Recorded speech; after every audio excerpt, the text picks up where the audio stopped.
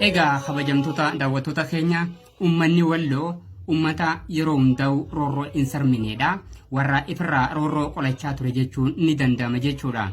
Bara mootummaa Tewodiroos Yohaannis keessattis gufaatiin hedduun isaan qunnamaa ture.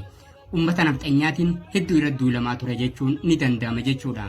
Wiirtuun qabsaa'otaatii fi wiirtuun hayyootaatuun yeroo hundaa'u qabsoo kana roorroo gabrummaadhaa ifirraa dhorkuudhaaf hedduu qabsaawaa turte jechuudha. Keessattuu hariiroon isiin ummata Oromootiin waliin qabdu haalaan kan cimaa ta'edha. Keessattuu ummata baha biiftuu Oromiyaa kanaa waliin jechuudha. Akkamitti kan jiru nu duukaa bu'aatii hordofaa isiniin jenna.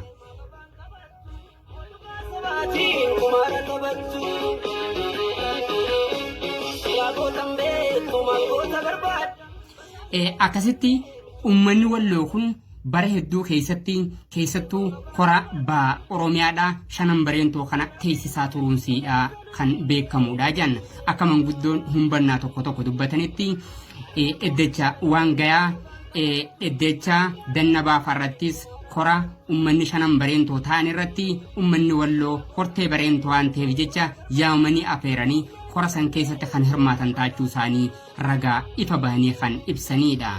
Kana malees ammas qabsaa'onni Oromoodhaa kan baha biiftuu hayyoonni Oromoo hedduun isaanii kan achitti quraana amantaa Islaamaa baratan taachuu isaaniitis nuuf addeessaniiti jiran.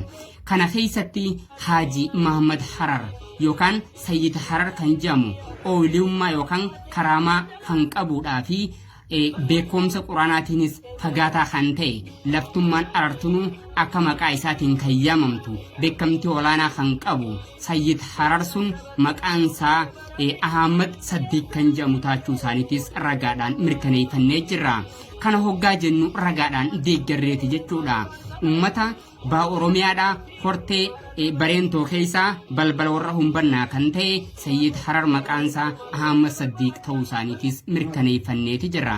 Ahmad Saddiq seenaadhaan hoggaaniif qorannee ilaallu namtichi Kabir Abdullaa Moomina abbaasaa Saddiqiif kan kadhate yookaan ammoo ilma jabaa biyyattiin tun beeytu siifaa kennu jedhamee kan kadhateef taachuu isaaniitis ragaadhaan mirkaneeffannee jirraa jechuudha.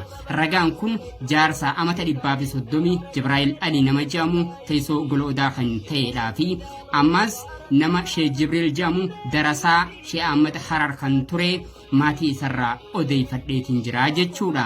Kanaafuu namni beekamaan Sayyid Harar kun nama Walloo dhaqee amantaa Islaamaa guutuutti irraa fudhatee achi qara'ee ummata Harargeedhaa barsiise taachuu isaaniitis kanarraa mirkaneeffannee jirra jechuudha. Akkasitti amantaa wiirtuu amantaatii fi beeytota hayyootaa fi ogeeyyii hedduu tan oomishte Walloon har'allee ilmaan murna nafxanyaatiin weeraramaa jiraachuudhaa fi bara hedduudhaas qabsaawaa jiraachuusiitis mirkaneeffamaa kan jiru kanaa ta'uu isaati.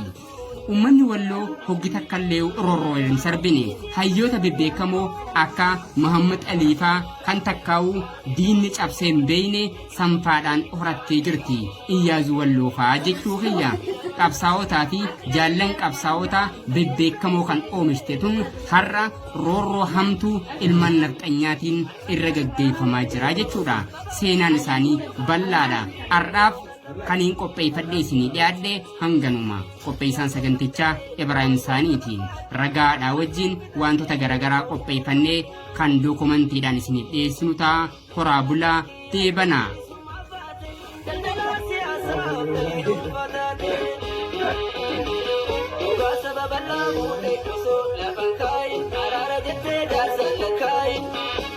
It's